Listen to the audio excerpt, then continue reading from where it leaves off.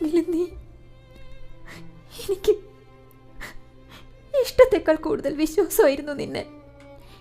നീ ഇഷ്ടത്തോടെ എനിക്ക് സമ്മാനിച്ച തൂവെള്ള മുത്തുകൾ പതിപ്പിച്ച മെറൂൺ കളർ ചുരിദാറിൻ്റെ ഷോളിന് അതേ ഇഷ്ടം നടിച്ച് നീ സമ്മാനിച്ച എൻ്റെ ഉദരത്തിൻ്റെ ഭാരം കൂടി താങ്ങാനുള്ള ശേഷിയുണ്ടെന്ന്